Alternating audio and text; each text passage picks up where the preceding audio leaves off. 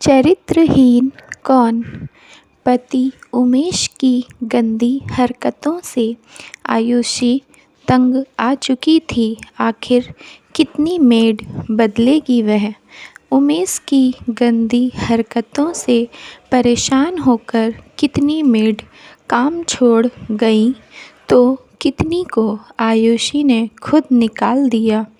Ayushi bank में नौकरी करती है और उमेश LIC कार्यालय में है। उमेश तो घर से 10-11 बजे निकलता है, पर आयुषी को घर से जल्दी निकलना पड़ता है। उनके 2 बच्चे हैं, बेटी पावनी 11 साल की और बेटा सनी 7 साल का। आयुषी दोनों बच्चों को स्कूल भेज उमेश का लंच पैक कर बाकी का काम बाई पर छोड़ तैयार होकर बैंक निकल जाती। उसे हमेशा यही डर सताता है कि पति कहीं उसके पीछे, उमेश और बाई कहीं कुछ। कितनी बार आयुषी ने उमेश को अखबार की ओट से बाई को गंदी नज़रों से घूरते देखा है।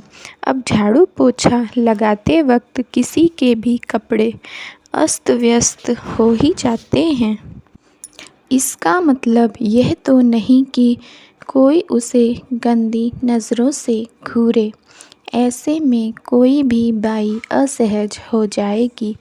आयुषी ऐसे ही पति पर शक नहीं कर रही थी।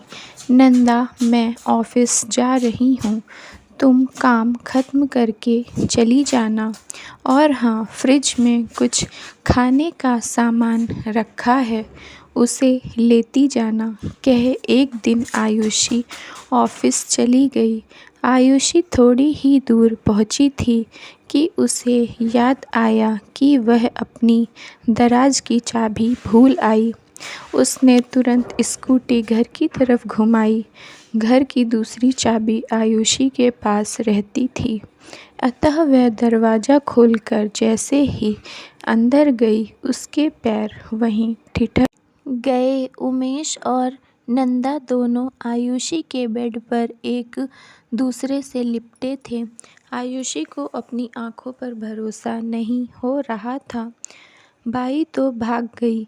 उमेश हकलाते हुए कहने लगा, आयुषी, मैं नहीं, वही ज़बरदस्ती करने। आयुषी ने बिना उमेश की पूरी बात सुने एक ज़ोरदार थप्पड़ उसके गाल पर दे मारा और फिर कहने लगी, शर्म नहीं आती तुम्हें झूठ बोलते हुए? बिना तुम्हारी मर्ज़ी के वह और तुम? छी छी, कह आयुषी अपने आंसू पोंछते हुए आगे बोली, उस दिन को मैं कोसती हूँ जिस दिन मेरी तुमसे शादी हुई थी। आयुषी ऑफिस तो चली गई, पर अपनी तबीयत खराब होने का बहाना कर तुरंत घर आ गई। पूरा दिन और रात वह सिसकती रही, किसी से कुछ नहीं कहा, न ही अपने बच्चों को इस बारे में कुछ पता लगने दिया। वह सोचने लगी कि कभी बच्चों को अपने पापा की इन गंदी हरकतों का पता चला तो दोनों नफ़रत करेंगे उनसे। उमेश की तो अब हिम्मत ही नहीं थी कि वह आयुषी के सामने जाए। आयुषी बच्चों को सुबह स्कूल भेजकर घर का सारा काम ख़त्म कर ऑफिस चली जाती थी। कोई भी काम वाली सुबह आने को तैयार नहीं थी। सब यही कहती कि 9 बजे के बाद ही आ सकती हैं। आयुषी का मन तो करता कि नौकरी छोड़ दे, पर बच्चों के स्कूल और पढ़ाई पर जो मोटा पैसा खर्च होता है वह कहाँ से आएगा।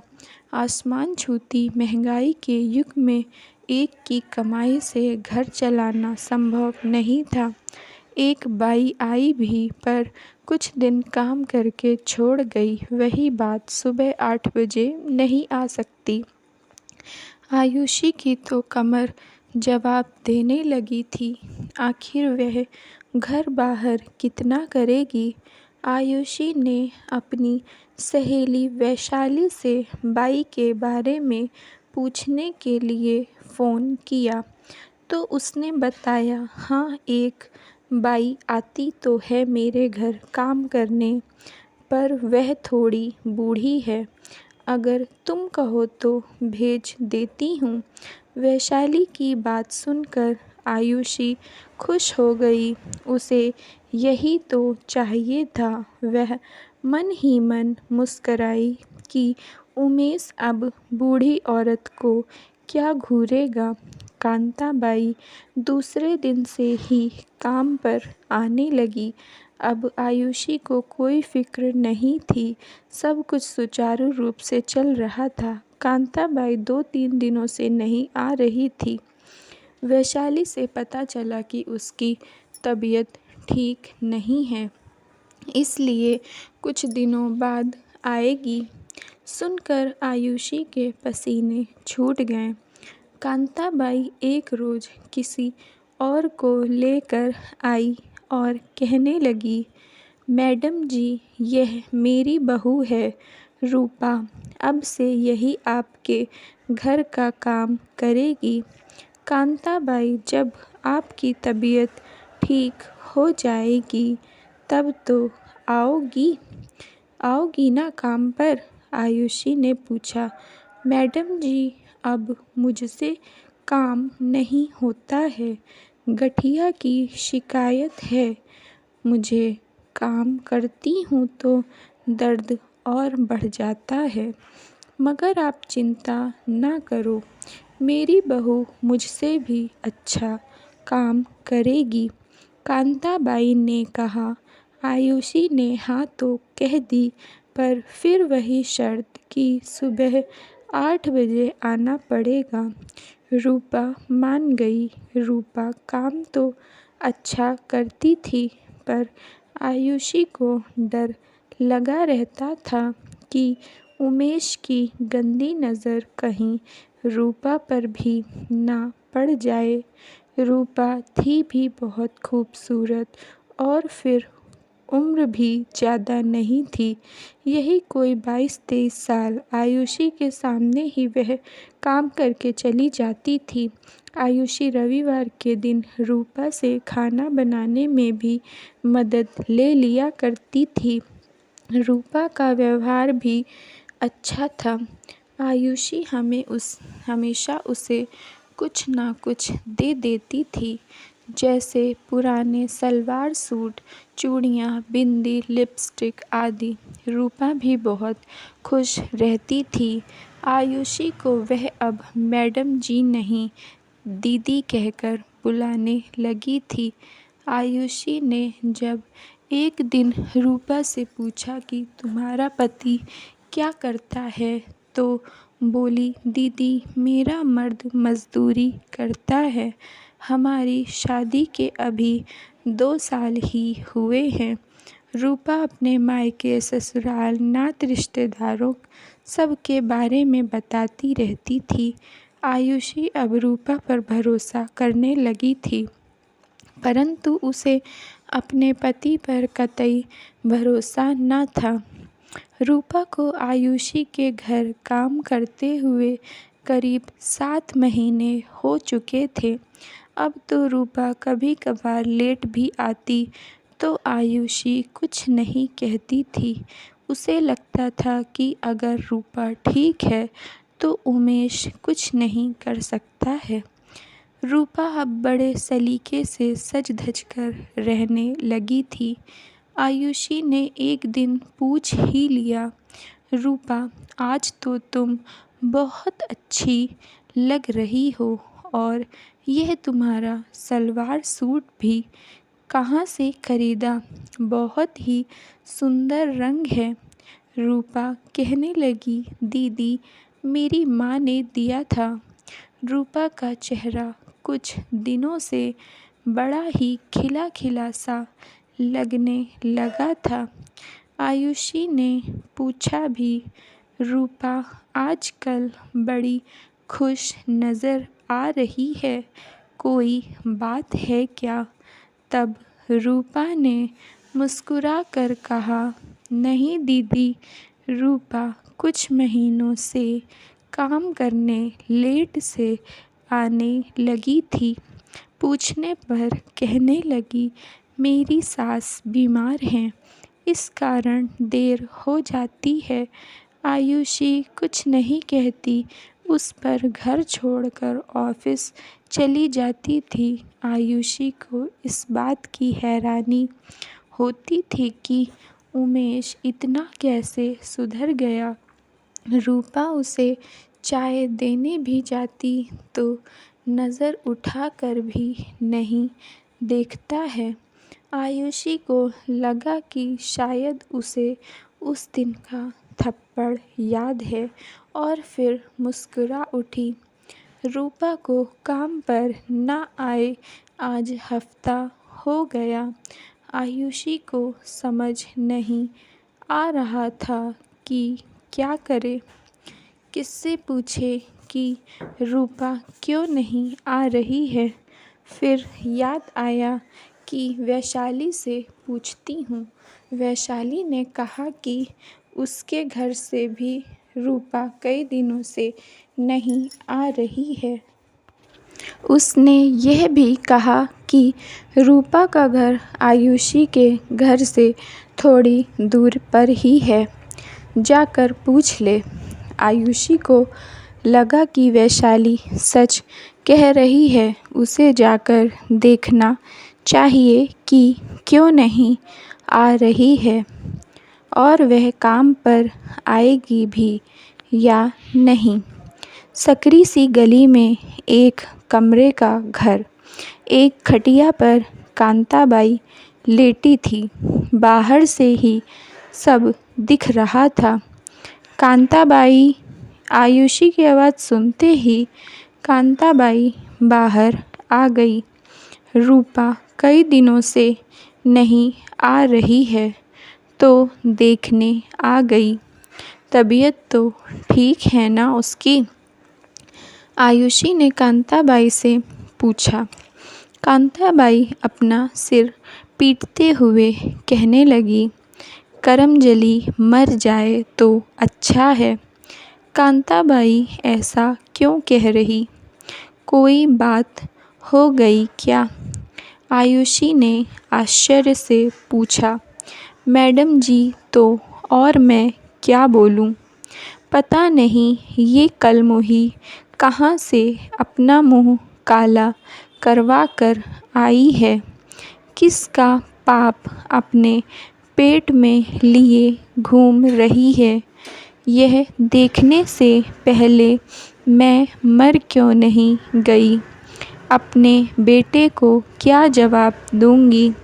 कांताबाई ने बिलखते हुए कहा, आपको अपने बेटे को क्यों जवाब देना पड़ेगा? रूपा के पेट में तो आपके बेटे का ही बच्चा। कांताबाई बीच में ही बोल पड़ी, मेरा बेटा तो साल भर से गुजरात में है, वहाँ कमाने गया है, तो उसका बच्चा कैसे हो सकता है मैडम जी? आयुषी को जोर का झटका लगा। वह रूपा से मिले बिना ही घर आ गई। उसने तो रूपा को एक अच्छी और सुलझी हुई औरत समझा था, पर वह तो चरित्रहीन निकली। आयुषी को यह भी डर सताने लगा कि पता नहीं रूपा किसके बच्चे की माँ बनने वाली है।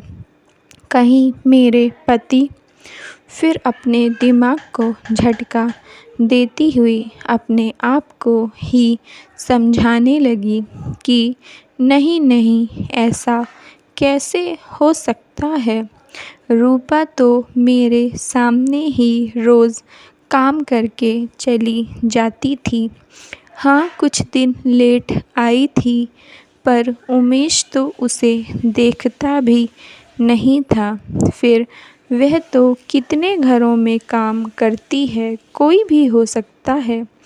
मगर आयुषी को अंदर ही अंदर कोई अनजाना डर सताने लगा था। आयुषी को यह भी समझ नहीं आ रहा था कि दूसरी बाई कहाँ से ढूँढेगी और अगर मिल भी गई तो फिर वह कैसी होगी। ये सब सोच सोच कर ही आयुषी का दिमाग चकराने लगता था। उसे अब बाई के नाम से ही डर लगने लगा था।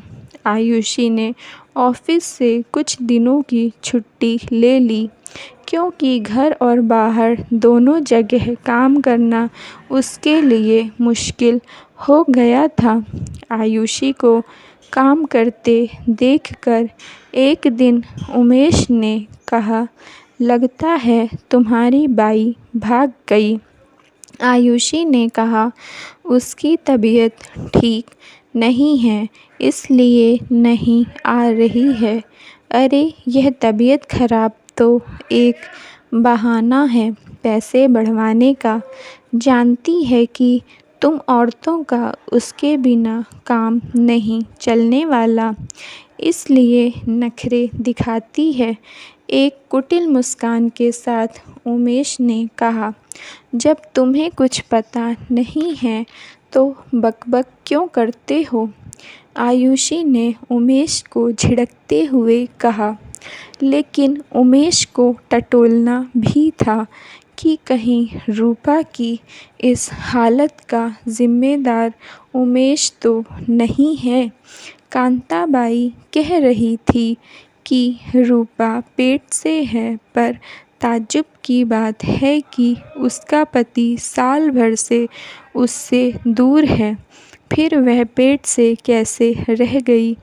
खैर जो भी हो, पर कांताबाई तो रो रो कर कह रही थी कि जिसने भी उसकी बहू के साथ यह कुकर्म किया उसे वह छोड़ेगी नहीं। यह भी कह रही थी कि पुलिस को सच बता देगी। आयुषी उमेश को देखकर बोल रही थी और उसका चेहरा भी पढ़ने की कोशिश कर रही थी। तो तुम मुझे क्यों सुना रही हो? हकलाते हुए उमेश ने कहा। और वैसे भी आज मुझे जल्दी ऑफिस के लिए निकलना है, तो नाश्ता लगा दो।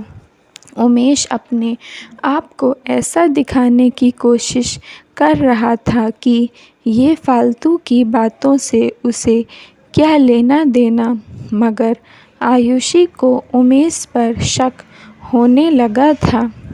आयुषी सोचने लगी कि रूपा ही बता सकती है कि कौन है वह इंसान जिसने उसके साथ यह सब किया। पर मैं क्यों पूछूं? कहीं उसने उमेश पर ही झूठा इल्ज़ाम लगा दिया तो। आयुषी मन ही मन बड़बड़ा रही थी। कांताबाई को अचानक अपने घर आए देखकर आयुषी डर गई। बोली, क्या बात है कांताबाई? मैडम जी, मैंने अपनी बहू को बहुत मारा पीटा कि बताओ कौन है इसका जिम्मेदार, वरना तुझे तेरी माँ के घर भेज दूँगी। आयुषी के दिल की धड़कनें बढ़ती जा रही थीं। बोली, तो मुझे क्यों सुना रही हो कांताबाई? फिर एक सवालिया नज़रों से वह कांताबाई को देखने लगी। मैडम जी, मुझे माफ़ कीजिए, पर रूपा ने आपके साहब का ही नाम बताया। कांताबाई, पागल हो गई हो क्या जो ऐसी बातें कर रही हो? और आपकी बहू, उसे मैंने क्या समझा था और क्या निकली? किसी और का पाप मेरे पति के सिर मढ़ने की कोशिश कर रही है। आयुषी ने तैश में आते हुए कहा। मैडम जी, मैं झूठ नहीं बोल रही हूँ। रूपा ने जो कहा वही बता रही हूँ, और मैं उसे डॉक्टर के पास भी लेकर गई थी गर्भपात करवाने, पर डॉक्टर ने कहा कि अब गर्भपात नहीं हो सकता है। टाइम ज़्यादा हो गया है, आप ही कुछ करो मैडम जी, नहीं तो मुझे सबको आपके पति की करतूत बतानी पड़ेगी। एक तरह से कांताबाई ने धमकी देते हुए कहा। वह भी बेचारी क्या करती, जो उसे समझ आया कहकर चली गई। कांताबाई तो चली गई, पर आयुषी को ढेरों टेंशन दे गई। अपने पति का चरित्र तो उसे पहले से पता था, बेशर्म कहीं का, सुधरने का ढोंग कर रहा था और मेरे पीछे छी। अपना ही सिर पकड़कर आयुषी चीखने लगी कि अब क्या करूं। जब शाम को उमेश घर आया तो आयुषी ने उसे कांताबाई की कही सारी बातें बता दी। उमेश कहने लगा, झूठ बोल रही है वह औरत।